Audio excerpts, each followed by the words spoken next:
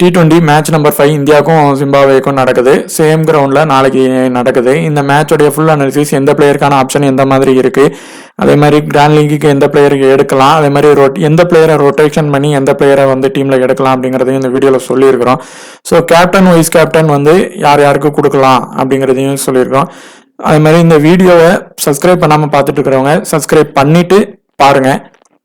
இந்த வெனியூவை பொறுத்தவரை 45 matches first play பண்ணி அதில் 26 மேட்சஸ் ஃபர்ஸ்ட் வின் பண்ணியிருக்காங்க. செகண்ட் வின் பண்ணவங்க 19 பண்ணியிருக்காங்க. பிலோ ஸ்கோர் 150 20 டைம்ஸ் பண்ணியிருக்காங்க. 150 to 169 10 டைம்ஸ் பண்ணியிருக்காங்க. அதே மாதிரி பார்த்தீங்கன்னா 190க்கு எபோவ் வந்து 7 டைம்ஸும் இங்கே பண்ணியிருக்கிறாங்க. ஹை ஸ்கோர் பார்த்தீங்கன்னா 234 இந்தியா தான் இந்த டைம் பண்ணியிருந்தாங்க. அதே மாதிரி பார்த்தீங்கன்னா இப்போ இன்னைக்கு நடந்த மேட்ச்சில் சிம்பாப்வே வந்து 152க்கு 7 விக்கெட்ஸ் வந்து இழந்து இருந்தாங்க 20 ஓவர்ஸில்.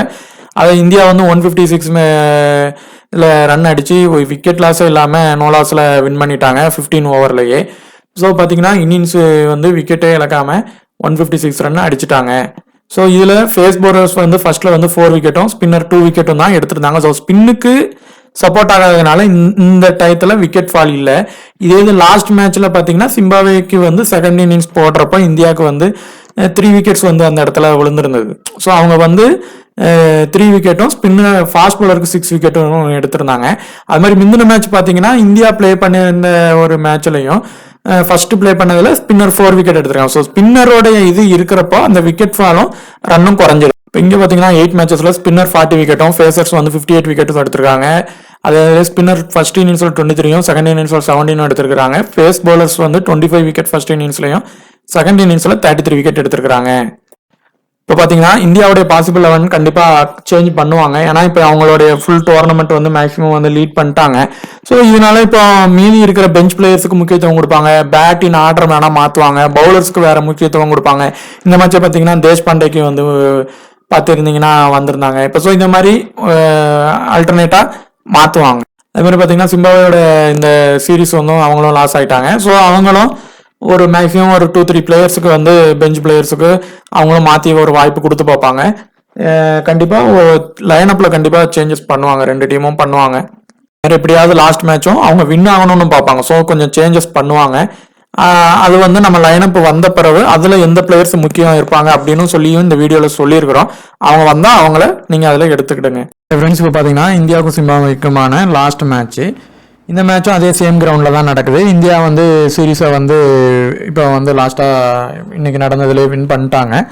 ஆனால் ஃபார்மாலிட்டி படி லாஸ்ட் மேட்ச் வந்து நடக்கும். ஆனால் இதில் என்னன்னு பார்த்தீங்கன்னா 2 டீமுமே அவங்களுடைய பெஞ்ச் பிளேயர்ஸ்க்கு வந்து கண்டிப்பாக சான்ஸ் கொடுப்பாங்க. இந்தியாவும் பார்த்தீங்கன்னா அவங்களுடைய பெஞ்ச் பிளேயர்ஸில் கொடுப்பாங்க. இல்லை சில பிளேயர்ஸை வெளியே விட்டுட்டு இன்னொரு பிளேயர்ஸுக்கு டீமில் திரும்ப எடுப்பாங்க. ஸோ அந்த மாதிரி நடக்கலாம். ஸோ மெயின் பிளேயர்ஸ் யாராவது ஒரு பிளேயர் 2 பிளேயர் வந்து வெளியே போயிடுவாங்க.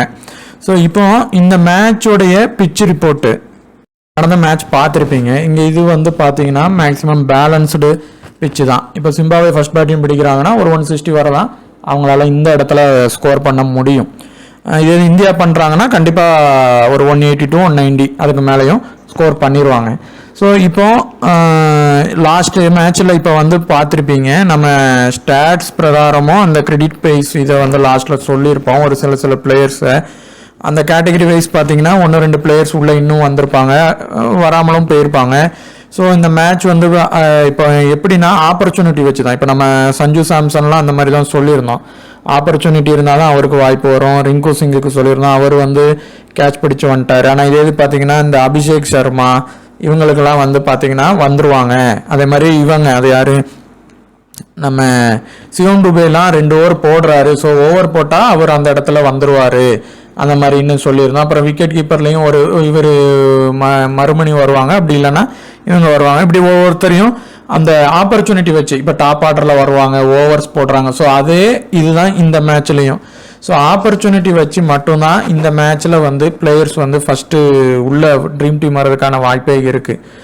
ஸோ இப்போ இதில் இப்போ வர ஹை பர்சன்டேஜ் கேப்டன் வந்து இப்போ இந்த மேட்ச் நல்லா ப்ளே பண்ணதுனால எல்லாரும் ஜெய்ஸ்வாலை செலக்ட் பண்ணியிருக்கிறாங்க.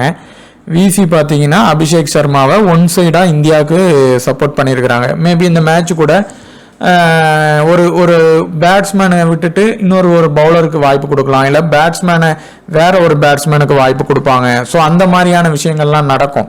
ஸோ நிறைய 2 பிளேயர்ஸ் தூக்கிடுவாங்க. ஸோ அந்த மாதிரிலாம் நடக்கும். ஸோ அப்படி மாற்றும் போது அந்த லைனப்பில் அதுக்கு தக்கனமான பிளேயர்ஸை மாற்றணும். ஸோ இப்போ இந்த கேட்டகரியை பொறுத்தவரை கண்டிப்பாக நம்ம சொல்லியிருந்தோம், சிக்கந்தர் ரசா லாஸ்ட் இதே அவர் வந்துருவார் ட்ரீம் டீம் உறுதியா அப்படின்னு சொல்லியிருந்தோம்.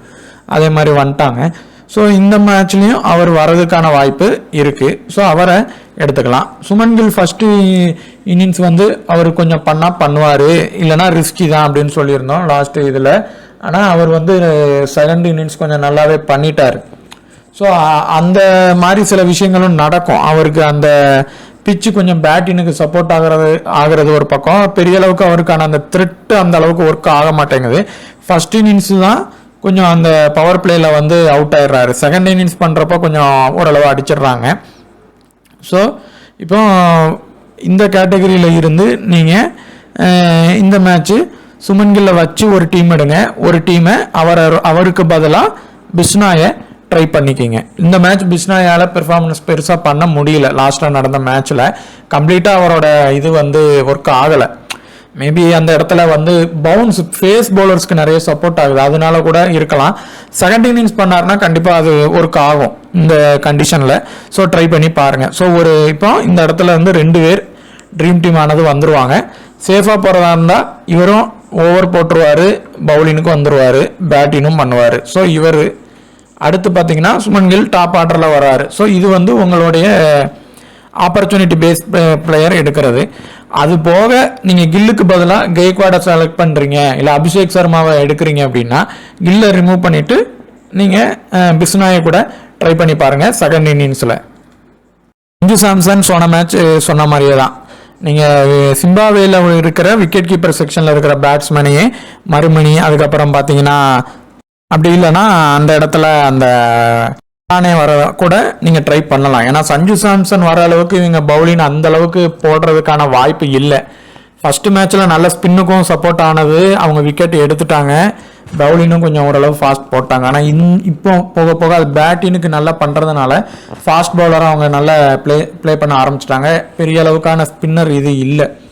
ஸோ அந்த அளவுக்கு சாம்சன் வர பேட்டின் ஆப்பர்ச்சுனிட்டி வருமா அப்படின்னு பார்த்துட்டு நீங்கள் சாம்சனை லீவ் பண்ணிக்கலாம். ஸோ அந்த இடத்துல நீங்கள் சிம்பாவேக்கு ஃபுல்லாக சப்போர்ட் பண்ணுறீங்க, சிம்பாவே தான் பெருசாக வின் ஆகும்னு நினச்சிங்கன்னா மட்டும் எடுங்க, இல்லைனா எடுக்காதீங்க. அடுத்து இந்த கேட்டகிரி பொறுத்தவரை ஜெய்ஸ்வால் கெய்க்வாடில் ஜெய்ஸ்வால் ஓப்பனர் பண்ணாரு லாஸ்ட் மேட்ச். இப்போ நடந்த மேட்ச் கேப்டன் வரைக்கும் பெர்ஃபார்மன்ஸ் பண்ணிட்டார். ஸோ இப்போ நீங்கள் கில் எடுக்கலைன்னா கில் எடுக்கலைன்னா நீங்கள் ஜெய்ஸ்வால் எடுத்துக்கோங்க. ஜெய்ஸ்வால் எடுத்தால் கில்லை வேணால் லீவ் பண்ணி பார்த்துட்டு கெய்க்வாடை ட்ரை பண்ணுங்க. இந்த லாஸ்ட் மேட்ச் அவருக்கு ஆப்பர்ச்சுனிட்டி கிடைக்கல, ஆனால் இந்த மேட்ச் கிடைக்க ஒரு வாய்ப்புகள் இருக்கலாம். மேபி அவர் ப்ளே பண்ணார்னா இருக்கலாம். ஸோ இந்த கேட்டகரியில் 2 பேருமே எடுக்கலாம். டாப் ஆர்டரில் வருவாங்க. ஸோ டாப் ஆர்டர் இவர் செகண்ட் டவுன் வருவார். அதே மாதிரி அபிஷேக் சர்மாவை ஹை பர்சன்டேஜ் விசிக்கு செலக்ட் பண்ணி வச்சிருக்கிறாங்க. ஹை பர்சன்டேஜ் விசிக்கு செலக்ட் பண்ணியிருக்காங்க. அபிஷேக் சர்மா 1 டவுன் வராரு. ஸோ அதனால அவருடைய டாப் ஆர்டர் பேட்டினுக்கும் வந்துடுறாங்க. அதே மாதிரி பவுலிங் 2 to 3 ஓவர் போடுறாங்க. ஒரு விக்கெட் எடுக்கவும் வாய்ப்பு இருக்குது. இன்னைக்கு இந்த மேட்ச் எடுத்துட்டாங்க. ஸோ ட்ரீம் டீம் வந்துடலாம். கெய்க்வாடை கம்பேர் பண்ணும்போது கெய்க்வாடுக்கு பேட்டின் மட்டும்தான் ஆப்ஷன். ஸோ அவரை கம்பேர் பண்ணும்போது அபிஷேக் சர்மாவுடைய ட்ரீம் டீம் ஆப்ஷன் நல்லா இருக்கு. ஸோ ஒரு இதில் நீங்கள் ஜெய்ஸ்வாலையும் அபிஷேக் சர்மாவையும் ட்ரை பண்ணுங்கள். ஒரு இதில் நீங்கள் கெய்க்வாடையும் அபிஷேக் சர்மாவையும் ட்ரை பண்ணி பாருங்கள். ஜெய்ஸ்வாலை மட்டும் ஒரே ஒரு இதில் லீவ் பண்ணி பாருங்கள். டாப் ஆர்டரில் இருந்து ஒரு பேட்ஸ்மேன் இப்போ நீங்கள் கில்லை லீவ் பண்ணிங்கன்னா அந்த இடத்துல ஜெய்ஸ்வாலை ட்ரை பண்ணுங்கள். ஜெய்ஸ்வாலை லீவ் பண்ணிங்கன்னா கில்லை ட்ரை பண்ணுங்கள். ஸோ இந்த கேட்டகரியில இருந்து 2 to 3 பேர் மேக்ஸிமம் 2 பேர் ட்ரீம் டீம் வந்துடுவாங்க உறுதியாக ஆப்பர்ச்சுனிட்டி ஒருத்தி. இவர் 4 ஓவர் போடுவார். ஆனால் இந்த மேட்ச் பொறுத்தவரை ஒன்று அப்படியே வந்தாலும் சின்னதாக தான் வர முடியும், இல்லைனா இவர் ட்ரீம் டீம் வரமாட்டார். ஸோ நம்ம இந்தியன் பிளேயர்ஸ்லேயே ரொட்டேஷன் பண்ணி பார்த்துக்கோங்க. ஆப்பர்ச்சுனிட்டி யாருக்கு இருக்கும் ஃபர்ஸ்ட் இன்னிங்ஸ் பண்ணாங்கன்னா இவருக்கு பார்த்தீங்கன்னா செகண்ட் இன்னிங்ஸும் ஆப்பர்ச்சுனிட்டி இருக்கும். அபிஷேக் சர்மாக்கு ஃபர்ஸ்ட் இன்னிங்ஸ்லையும் இருக்கும், செகண்ட் இன்னிங்ஸ்லையும் இருக்கும். ஆனால் நம்ம இதே கெய்க்வாட் ஜெய்ஸ்வாலுக்கு இருக்காது. அவுட் ஆகிட்டாங்கன்னா அதோட அவங்களால முடிஞ்சது. ஸோ நம்ம ஃபர்ஸ்ட் ப்ரிஃபரன்ஸ் அபிஷேக் சர்மாவை ட்ரை பண்ணிவிட்டு கெய்க்வாட் ஜெய்ஸ்வாலில் ஒருத்தங்களை ரொட்டேஷன் பண்ணி ட்ரை பண்ணிக்கோங்க ஒவ்வொரு டீம்லையும். இந்த மேட்ச் பார்த்தீங்கன்னா ரிங்கு சிங் கேட்ச் பிடிச்சி இந்த மாதிரி பண்ணி ட்ரீம் டீம் வந்துட்டாங்க. ஆனால் இவங்களை விட நீங்கள் டூபையவே ட்ரை பண்ணுங்க. டூபை 2 ஓவர் பவுலிங் போடுறாங்க, ஒரு விக்கெட் எடுத்துடுறாங்க. இதே அவருக்கு 4 ஓவர் கொடுத்தாங்கன்னா கண்டிப்பாக அவர் அந்த இடத்துல 2 to 3 விக்கெட் எடுத்துருவார். ஏன் அப்படின்னா டூபே வந்து நல்லா ஸ்விங் பண்ணுவாங்க, நல்ல லோ ஃபேஸ் வந்து பாலை நல்லா லோவாக போடுவாங்க, விக்கெட் எடுக்க வாய்ப்பு இருக்குது. லாஸ்ட் மேட்சும் இந்த மேட்சும் 2 ஓவரில் ஒரு விக்கெட் எடுத்துருக்காங்க. ஸோ ட்ரீம் டீம் வர்றதுக்கான ஆப்ஷன் வந்து டூபேக்கு இருக்குது. ஸோ பவுலிங்கில் வந்து அந்த வாய்ப்பு இருக்குது. ஸோ அதை வந்து இப்போ டாப் ஆர்டர்லாம் இந்த மேட்ச் ஃபஸ்ட்டு விக்கெட் எடுக்கலை. ஸோ டூபேக்கு ஓவர் கொடுக்குறாங்க. அந்த மாதிரி கண்டிஷன் வந்ததுன்னா அவர் டூபே வந்துடுவார். அதே மாதிரி இவருக்கு பதிலாக மேபி வேறு பவுலரை கொண்டு வருவாங்க, மேபி கொண்டு வரலாம். ஏன்னா இவர் ப்ளே பண்ண 2 மேட்சும் சரியாக ப்ளே பண்ணலை. ஸோ அப்படி வந்தார்னா ட்ரை பண்ணுங்கள், ஃபஸ்ட் இன்னிங்ஸ் ட்ரை பண்ணுங்கள். அப்படி இல்லைன்னா நீங்கள் லீவ் பண்ணிவிட்டு இந்த கேட்டகரியிலேருந்து ஒருத்தரை ட்ரை பண்ணாலே போதும். இவர் ரிங்கு சிங்கில் ஒருத்தங்களை ட்ரை பண்ணாலே போதும். நீங்கள் ரிங்கு சிங் வேணால் பேட்டிங்கில் இந்தியா ஃபஸ்ட் பேட்டிங் பண்ணால் வேணால் ட்ரை பண்ணி பாருங்கள். இதே மாதிரி விக்கெட் போகாமல் ஹையாக அடித்தாங்கன்னா லாஸ்ட்டில் வந்து கண்டிப்பாக ரிங்கு சிங்கை இறக்கி விடுவாங்க. ஸோ அந்த மாதிரி வேணால் எடுத்துக்கலாம். ஸோ மேக்ஸிமம் 1 to 2 ஒருத்தர் தான் இந்த இடத்துல இருந்து வருவாங்க. அப்படி 2வது ஆள் எடுக்கிறீங்கன்னா நகர்வாக்கு ஃபஸ்ட்டு இது ட்ரை பண்ணி பாருங்கள். ஓகே, இப்போ இந்த மேட்ச்சு கலீல் அகமது நம்ம லாஸ்ட் மேட்ச் சொல்லியிருந்தோம் ஒரு ட்ரீம் டீம் வந்துருவாங்க அப்படின்னு சொல்லியிருந்தோம். இவங்க 2 பேரில் ஒருத்தங்க வந்துருவாங்கன்னு சொல்லியிருந்தோம். ஆனால் லாஸ்ட் மேட்ச் பார்த்தீங்கன்னா 2 பேருமே ட்ரீம் டீம் வந்துட்டாங்க. ஏன் அப்படின்னா அந்த ஆப்பர்ச்சுனிட்டி தான். இவர் 4 ஓவர் போடுறாரு, டெத் ஓவருக்கு முந்தின ஓவரும் போட்டார், விக்கெட் எடுத்துட்டாரு. இவங்க ஓப்பனிங் வராங்க, ஒரு அந்த பவர் பிளேயில் ஒரு கொஞ்சம் ரன் அடித்ததுனால ட்ரீம் டீம் வந்துட்டாங்க. ஸோ இந்த மேட்சும் அவங்க அதே மாதிரியான விஷயங்கள் நடக்கலாம். இப்போ கலீல் அகமது வந்து அதே மாதிரி 4 ஓவர் போட்டு விக்கெட் எடுத்துருவாங்க, ட்ரீம் டீம் வர்றதுக்கான மேபி வரலாம். அதே மாதிரி இவங்களும் வரலாம். அப்படி இல்லை அப்படின்னா கலீல் அகமதுக்கு பதிலாக துஷார் தேஷ்பாண்டேயை ட்ரை பண்ணிக்கிங்க. அடுத்து வாஷிங்டன் சுந்தரும் சொல்லியிருந்தோம், அவர் ட்ரீம் டீம் ஆனால் வந்துடுவார், ஆனால் பவுலிங் வச்சு தான் அவரால் வர முடியும். ஸோ பவுலிங் வச்சு அவர் செகண்ட் இன்னிங்ஸ் பண்ணால் முக்கியத்துவம் கொடுத்து ட்ரீம் டீம் டு சிவிசி வரைக்கும் ட்ரை பண்ணி பாருங்கள். செகண்ட் இன்னிங்ஸ் பவுலிங் பண்ணார்னா, ஃபர்ஸ்ட் இன்னிங்ஸ் பண்ணார்னா சும்மா ட்ரீமில் வேணால் எடுத்துக்கலாம். ஸோ இந்த கேட்டகரியிலேருந்து மேக்ஸிமம் 2 பேர் வர்றதுக்கான வாய்ப்பு இருக்குது. நீங்கள் சிம்பாவே பேட்ஸ்மேனுக்கு போனீங்கன்னா சிம்பாவே பேட்ஸ்மேனையும் நம்ம கலீல் அகமதையும் ட்ரை பண்ணி பாருங்கள். வாஷிங்டன் சுந்தரை ரொட்டேஷன் பண்ணி பாருங்கள். ஒரு இதில் அவரை வச்சு எடுங்க, ஒரு இதில் வைக்காமல் ட்ரை பண்ணுங்கள். இப்போ பிஸ்னாய் விக்கெட் எடுக்காததுனாலையும் அவருக்கு ஒரு விக்கெட் இந்த இதில் எடுத்துட்டார் வாஷிங்டன் சுந்தர். அவரது ட்ரீம் டீம் வந்துட்டார், இவரால் வர முடியல. ஸோ இந்த மேட்ச் வந்து அது அப்படி மாறி கூட நடக்கலாம். பிஸ்னாய் விக்கெட் எடுக்கலாம், வாஷிங்டன் சுந்தர் எடுக்காமல் கூட போகலாம். ஸோ அந்த மாதிரி நடக்கலாம்.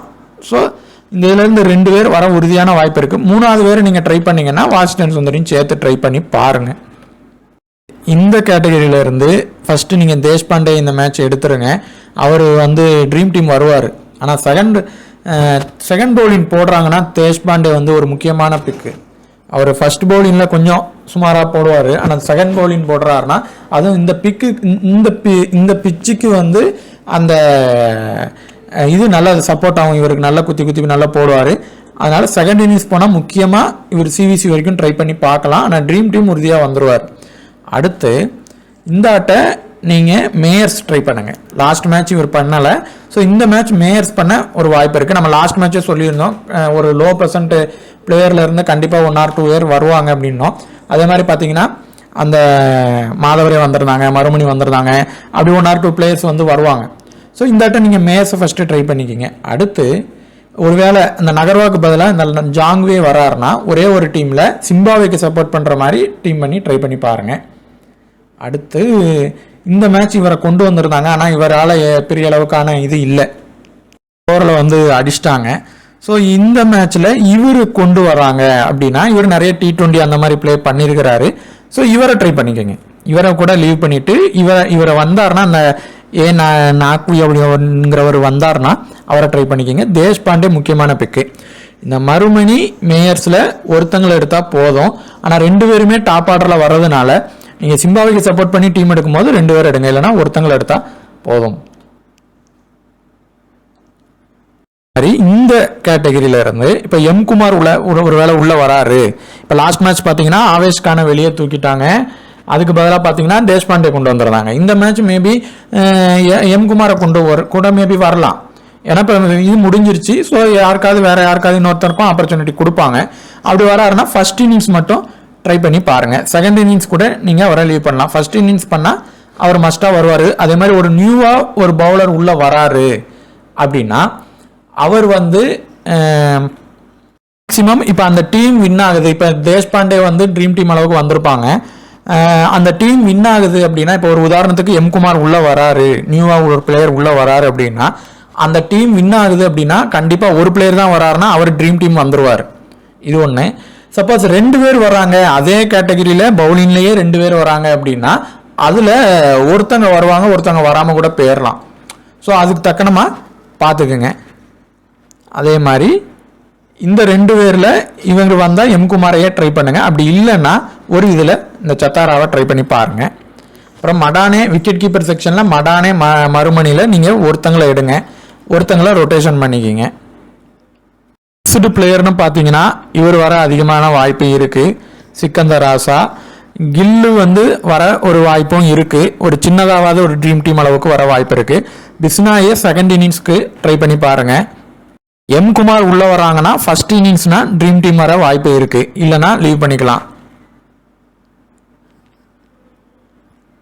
மாதிரி அபிஷேக் சர்மா வந்து ட்ரீம் டீம் வர வாய்ப்பு இருக்கு. ஏன்னா பவுலிங் பேட்டிங் 2 போடுறாங்க, 3 ஓவர் போட்டுறாங்க. ஸோ அதுதான் மெயினான இது. அடுத்து ஜெய்ஸ்வால் கெய்க்வாடில் இப்போ ஒரு வேளை இந்தியா ஃபர்ஸ்ட் பேட்டிங் பண்ணுறாங்க அப்படின்னா கெய்க்வாடுக்கு வர்றதுக்கான வாய்ப்பு இருக்கு.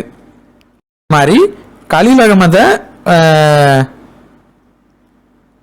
ஒரு இதில் ட்ரை பண்ணி பாருங்க. இப்போ எம் குமாரும் உள்ள வராங்கன்னா நீங்கள் எம் குமாரும் இருக்கிறாங்க, தேஷ்பாண்டேயும் இருக்கிறாங்க, கலீல் அகமது 3 பேர் இருக்கிறாங்கன்னா அதில் யாராவது ஒருத்தங்களை நீங்கள் லீவ் பண்ணிக்கிங்க. அடுத்து வாஷிங்டன் சுந்தர் மேக்ஸிமம் ஒரு ட்ரீம் டீம் வந்துருவாங்க. அவரும் வந்து பார்த்தீங்கன்னா 4 ஓவர் போட்டுறாரு. ஸோ அதனால ஸ்பின்னுக்கு இங்கே சப்போர்ட்டாகவும் வீக்னஸாக இருக்காங்க. ஸோ அவர் ட்ரீம் டீம் வர வாய்ப்பு இருக்குது. மாதவரே மறுமணி அவங்களில் ஒருத்தங்க ட்ரீம் டீம் வரதுக்கான வாய்ப்பு இருக்குது. ஏன்னா பவர் பிளேயில் விக்கெட் போகிறதுனால அந்த விக்கெட் போகிறதுக்கான வாய்ப்புகள் இருக்கலாம். இந்த மேட்ச் பார்த்தீங்கன்னா பவர் பிளேயில் விக்கெட் போகலை. அவங்க ஃபர்ஸ்ட் பேட்டிங் பிடிக்கும் போது பவர் பிளே அடுத்து ஆனால் பார்த்தீங்கன்னா 2 விக்கெட் போயிட்டு. ஸோ ஒன்று அப்படி இருக்கும், இல்லை இதுக்கு அடுத்து உடனே அப்படி இருக்கும். ஸோ ஒருத்தரை நீங்கள் எடுத்துக்கலாம், ஒருத்தரை லீவ் பண்ணிக்கலாம். இந்த பேட்டிங் செக்ஷனில் மேயர்ஸை ட்ரை பண்ணி பாருங்கள். ட்ரீம் டீம் வர ஒரு வாய்ப்பு இருக்குது. அதே மாதிரி தேஷ்பாண்டே வந்து பவுலிங்கில் ட்ரீம் டீம் அவர் இருந்தாருன்னா வர வாய்ப்பு இருக்குது. இவர் புதுசாக கொண்டு வராங்க அப்படின்னா ஒரு சின்னதாக ட்ரை பண்ணி பாருங்கள். அதே மாதிரி டூபேயும் அவர் லோ பர்சன்ட்ல இருக்கிறாரு. அதான் மெயினான ஒரு விஷயம். லோ பர்சன்ட்ல தான் இருப்பாரு. ஸோ ஒரு சின்னதாக ட்ரை பண்ணுங்க. ட்ரீம் டீம் அளவுக்கு வர்றதுக்கு ஒரு சின்ன வாய்ப்பு இருக்கு. பவுலிங் 2 ஓவர் போடுறாங்க. அதே இப்போ ஒரு விக்கெட்டே விழாம இருக்கிறாங்க அப்படின்னா இவர் போட்டு விக்கெட் விழுதுன்னா கண்டிப்பாக 3 to 4 ஓவர் போடுவார். ஸோ ஒரு விக்கெட் எடுத்துட்டாருன்னா கூட அவர் ட்ரீம் டீம் வந்துருவார் லோ பர்சன்ட்ல இருக்கிறதுனால. சிவிசிக்கு ஆப்ஷனை பொறுத்தவரை யாருக்கு ஆப்பர்ச்சுனிட்டி இருக்கும், யார் 4 ஓவர் போடுறாங்க. இப்போ பவுலிங்லேயே இப்போ பார்த்துக்கிட்டிங்கன்னா ஃபாஸ்ட் இதில் இந்த மேட்சை பொறுத்தவரை உங்களுக்கு ஃபாஸ்ட் பவுலர்ஸுக்கு ஒரு சிவிசி அளவுக்கு வரலை. ஸோ அதை நோட் பண்ணிக்கோங்க. ஃபாஸ்ட் பவுலர்ஸுக்கு ஒரு சிவிசி அளவுக்கு அதிகமாக வரல. அதோட பாயிண்ட் கொஞ்சம் கம்மியாக தான் வந்திருக்காங்க. ஆனால் ஸ்பின்னருக்கு வந்திருக்காங்க. ஸோ அதை நோட் பண்ணிக்கலாம். ஸோ ஸ்பின்னருக்கு அந்த சிவிசி ட்ரை பண்ணலாம். பிஸ்னாய்க்கு, வாஷிங்டன் சுந்தருக்கு ட்ரை பண்ணலாம். 1. அடுத்து ஓப்பனர்ஸுக்கு கில்லுக்கு வேணால் ட்ரை பண்ணி பாருங்கள் இந்த மேட்ச்சு. அதே மாதிரி பார்த்தீங்கன்னா இவங்க அபிஷேக் சர்மாவுக்கு ட்ரை பண்ணி பாருங்கள். சிக்கந்தர் ராசாவுக்கு விசி ட்ரை பண்ணி பாருங்கள். டபுள் ஆப்ஷன் இருக்குது. அதே மாதிரி கெய்க்வாடுக்கு ஒரே ஒரு இதில் விசி ட்ரை பண்ணி பாருங்கள். அவர் வராரு அப்படின்னா ட்ரை பண்ணுங்கள், இல்லைனா சும்மா டீமில் மட்டும் எடுத்து வைங்க. ஸோ அதே மாதிரி அவங்க டீமில் இந்த மேயர்ஸுக்கு வேணால் ஒரு சின்னதாக ஒரு லக்கு ஒரு விசி மாதிரி கொடுத்து பாருங்கள். அடித்தா நமக்கு லக்கு தான். ஸோ ட்ரை பண்ணி பாருங்கள். செகண்ட் பேட்டினும் இவர் நல்லா பண்ணிட்டாங்க. செகண்ட் பேட்டிங் நீங்கள் ஈஸி கொஞ்சம் ஓரளவு அவங்க பண்ண முடியுறதுனால அவங்க பண்ணிடுறாங்க. அந்த செகண்ட் பேட்டிங்கில் மேயர்ஸ் நல்லா பண்ணியிருந்தாரு. இன்றைக்கி இந்தியா பார்த்திங்கன்னா நல்ல விக்கெட்டை இழக்காமல் பண்ணிட்டாங்க. ஸோ அந்த மாதிரி வாய்ப்பில் இருக்கிறப்போ இவர் பண்ணதுக்கான வாய்ப்புகளும் இருக்கும். ஸோ ட்ரை பண்ணி பாருங்கள். அதுமாதிரி இவர் உள்ளே வராருன்னா டீமில் எடுங்க. விசியும் வந்து பெரிய அளவுக்கு வேண்டாம். அதே மாதிரி நீங்கள் லாஸ்ட் மேட்சும் பார்த்துருந்தீங்கன்னா கண்டிப்பாக 50க்கு கீழே ஒரு 3 to 4 பேர் கண்டிப்பாக வந்திருப்பாங்க. இவர் மறுமணி வந்திருப்பாங்க. அதே மாதிரி பார்த்தீங்கன்னா இவங்க நம்ம டீம்லேயே பார்த்தீங்கன்னா இவர் டூபே வந்திருப்பார். அதே மாதிரி இவங்க தேஷ்பாண்டே பார்த்தீங்கன்னா 50க்கு கீழே தான் இருந்தாங்க, அவங்க வந்துட்டாங்க. அதே மாதிரி மாதவரை அவங்க வந்திருந்தாங்க. அதே மாதிரி இவங்க நம்ம பாயிண்ட் கம்மி தான் ஆனாலும் பார்த்தீங்கன்னா ரிங்கு சிங் வந்துட்டாங்க. ஸோ அந்த மாதிரியான இது வருவாங்க. ஸோ அதனால நீங்கள் எல்லா மேட்ச்லேயுமே அந்த 50க்கு பிலோ யாரெல்லாம் இருக்கிறாங்க அப்படின்னு பார்த்து 50%க்கு பிலோ யாரெல்லாம் இருக்காங்கன்னு பார்த்தா அவங்கள டீமில் நீங்கள் கண்டிப்பாக எடுத்து தான் ஆகணும். ஏன்னா அப்படி தான் அந்த ட்ரீம் டீம் ஆனது அமையும். ஸோ நீங்கள் இப்போ நடந்த சீரீஸ்லேயே நீங்கள் எடுத்து பார்த்தீங்கன்னா 4 to 3 பேர் கண்டிப்பாக வந்துடுவாங்க. ஸோ அதுக்கு தக்கனமாக பிளேயர்ஸை எடுத்துக்கோங்க.